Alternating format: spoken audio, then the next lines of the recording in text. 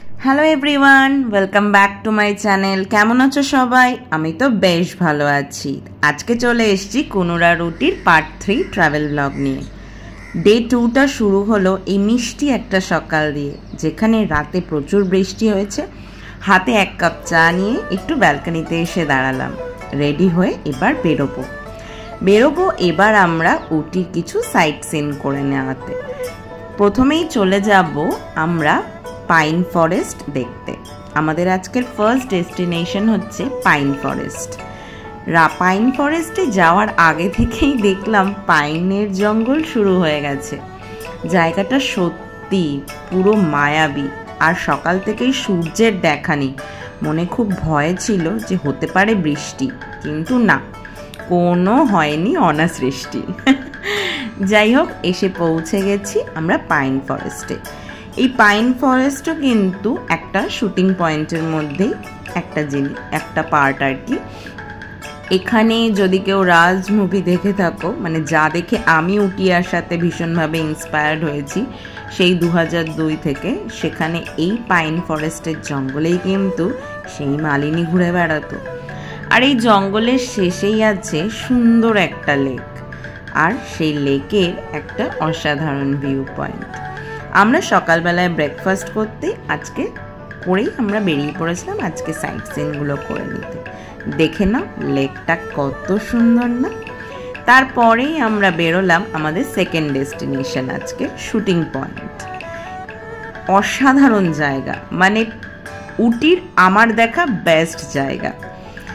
ভীষণই সুন্দর। পাহাড়ের এরকম টপটাতে অনেকটা তোমাকে হেঁটে হেঁটে উঠতে হবে, আর যখন তুমি একদম টপে উঠে যাবে চারিদিকে তোমাকে নীলগিরি এইভাবে ঘিরে ধরবে। মানে যেদিকে তাকাবে সুন্দর একটা ভ্যালি আর সুন্দর আকাশ। আমরা মেঘলা পেয়েছিলাম ঠিকই, রোদ ছিল না বলে, খুবই সুন্দর। আর প্রচণ্ড হাওয়া, প্রচণ্ড। এই প্রথমবার আমার উটিতে এসে ঠান্ডা লাগছিল আজকে। চারিদিকটাতে দেখো, যেদিকে তাকাবে সেদিকে নীল নীল পাহাড়ের একদম ভরে রয়েছে। মেঘগুলো কেমনভাবে যাচ্ছে দেখো। এবার আমরা চলেছি আমাদের থার্ড ডেস্টিনেশন, পাইকারা লেক আর বোট হাউস দেখতে। Pykara lake, boat house, dam, Pykara falls, এগুলো সবই একই রাস্তায়। জায়গাটার রাস্তাটা দেখো কত সুন্দর। ভাবতে পারছো একটাও ল্যাম্পপোস্ট নেই। রাতের বেলাটা কতটা মায়াবী লাগে। শোনা যায় প্রচুর জঙ্গল থেকে নাকি হাতি চলাচল করে। প্রচুর জায়গাতে আছেও এরকম এলিফ্যান্ট ক্রসিং পাথ বলে। একটাও ল্যাম্পপোস্ট নেই। রাতের বেলা কিভাবে লোকে যায়? যাই হোক, আমরা মোটামুটি পৌঁছে এসেছি। সব জায়গাতেই কিন্তু ঢোকার একটা এন্ট্রি ফিজ আছে। এই লেকে ঢুকতে গেলেও আগে একটা পার্কিং ফিস দিয়ে আসতে হবে। এই লেকে তুমি বিভিন্ন রকম ওয়াটার অ্যাক্টিভিটিস করতে পারো, স্পিড বোট বা আরও কিছু আছে। আমরা মেনলি স্পিড বোটটাই করেছিলাম। আমরা দুজন ছিলাম, আরও কিছু লোককে অ্যাড করে আমরা একটা 7 to 8 ক্যাপাসিটির একটা স্পিড বোট ভাড়া করি। এখানে একটা খুব ভালো রেস্টুরেন্টও আছে, একটা ফুড কোর্ট টাইপের। অনেকটাই দুপুর হয়ে যায় এখানে আসতে আসতে, তাই এখান থেকেও তোমরা কিন্তু লাঞ্চ সেরে নিতে পারো। এই যে আমরা আমাদের বোট রাইড করার জন্য রেডি, পরে নিলাম সেফটি জ্যাকেট। এইবার চলেছি। এই রাইডটা অলমোস্ট 20 to 30 মিনিটস হয়েছিল। খুবই সুন্দর, একদম পাহাড়ের কাছে নিয়ে চলে গেছিল লেক বরাবর। খুব ভালো লেগেছে একদম। বোটিং করতে কার না ভালো লাগে? তোমাদের কার কার ভালো লাগে জানাবে কিন্তু আমাকে অবশ্যই। এরপরে আমরা পৌঁছে গেছিলাম আজকের ফোর্থ ডেস্টিনেশনে, পাইকারা ফলস। এই পাইকারা ফলসটা দেখতে গেলে যেখানে তোমাকে গাড়ি দাঁড় করিয়ে দেবে, তারপরে ওখানে কিছু ব্যাটারি অপারেটেড কার আছে। তোমরা চাইলেই সেটা নিয়ে যেতে পারো, কারণ অনেকটা হাঁটতে হবে এবং আবারও তোমাকে 60 রুপিস এন্ট্রি ফিস দিয়ে লেকের নিচ অবধি এন্ট্রি করতে হবে।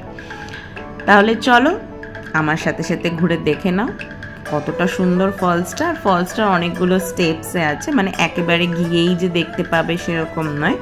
এখানে কিছুটা ছোট ছোট ফলস দেখতে পাবে, আবার এগিয়ে আরেকটু ফলসটা দেখতে পাবে, এবং লাস্টে ক্লিপটাতে দেখতে পাবে কতটা সুন্দর লাগছিল এই ঝর্ণাটা। চলো দেখে নাও।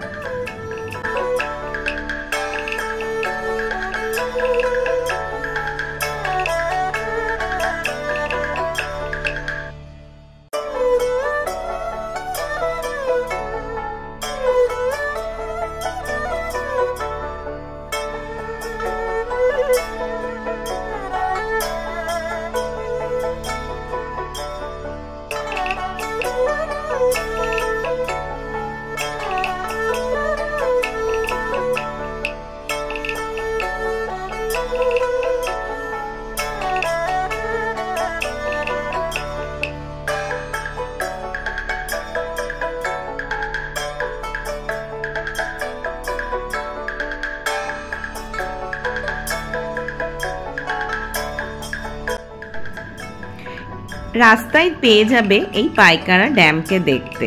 এটাও একটা সাইট সিনই বলতে পারো। এখানে দাঁড়িয়ে পাইকারা ড্যামটা কিন্তু যথেষ্ট বড় আর খুব সুন্দরভাবে জলটাও পড়ছিল, মেনলি ওভারফ্লোর জন্যই হবে হয়তো।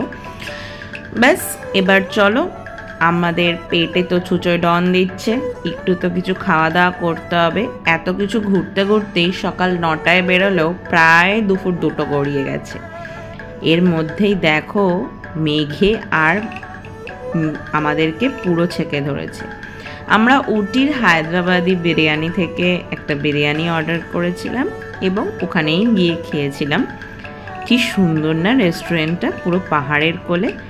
তারপরে আমাদের লাঞ্চ শেষ করে আমরা চলে যাই কর্ণাটকা সিরি হর্টিকালচার গার্ডেন দেখতে। গার্ডেনটা ভীষণই বড়।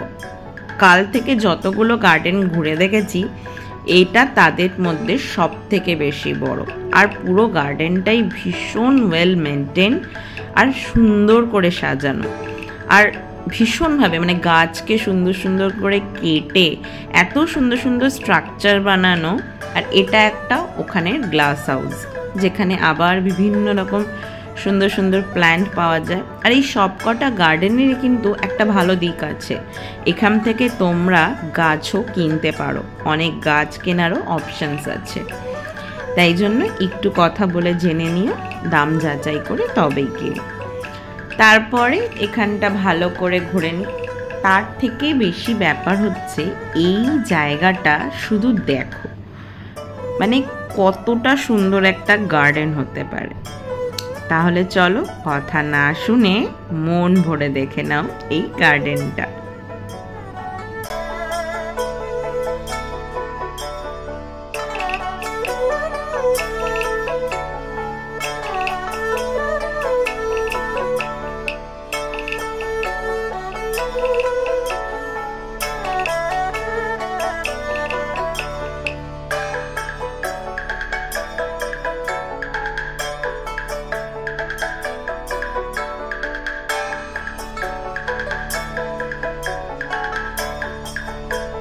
এই গার্ডেনটার একটা বিশেষত্বই হচ্ছে এখানে একটা খুব সুন্দর বড় ঝুলন্ত ব্রিজ আছে। আরেকটা জিনিস আছে, সেটা হচ্ছে এই গাছ দিয়েই পুরো তৈরি করা এই গোলক ধাঁধাটা। চলো এই গোলক ধাঁধাটাতে ঘুরে দেখে আসি। আমরা সত্যি হারিয়ে যাচ্ছিলাম একটু হলেই, মানে ঢুকে তো গেছি আর বেরোতে পারছি না, বুঝতেও পারছি না চারিদিকটা সত্যিই সেম। আর অনেক লোক বিভিন্ন দিক থেকে ঢুকে গেছে, তাদেরকে দেখে আরোই কনফিউজড হয়ে গেছিলাম। জায়গাটা কিন্তু বেশ মজা, আমরা খুব মজা পেয়েছি। সব থেকে বেশি মজা পেলাম যখন এই লাস্টে বেরিয়ে যেতে পেরেছি। আমি তো খুব মজা পেয়েছিলাম, হাঁটতে হাঁটতে পায়ে ব্যথা হয়ে যাচ্ছিল, আর লাস্টে খুঁজে পেয়েছি। গাছগুলোকে কি সুন্দর করে সাজানো না, কি সুন্দর কাটিং গাছের, দেখলেই মন ভরে যায়। চলো আমরা এখন যাব ওই যে দূরে একটা বললাম না ঝুলন্ত ব্রিজ টাইপের আছে, ওটাই হচ্ছে ওই পার্কটার শেষ সীমানা বলতে পারো। ওই ব্রিজটা এখন আমাদের যাওয়ার উদ্দেশ্য। চলো তাহলে।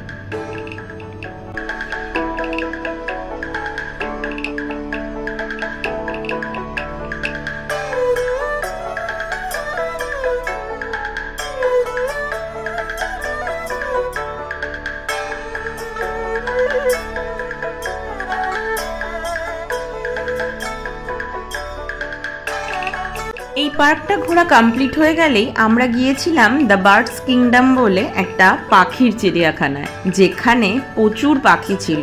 আমরা ভিতরে ঢুকে ভিডিও করতে সত্যিই ভুলে গেছিলাম, এত পাখি খোলা ছিল তো, একদম ইয়ারকার্ডের ওই পাখিদের জায়গাটার মতো। আর এটাই ছিল আজকে আমাদের লাস্ট ডেস্টিনেশন। তাহলে চলো হোটেলের দিকে রওনা দিই। আর তোমরা কিন্তু চ্যানেলটা অবশ্যই সাবস্ক্রাইব করে রাখো পরের পার্টগুলো দেখার জন্য। বাই।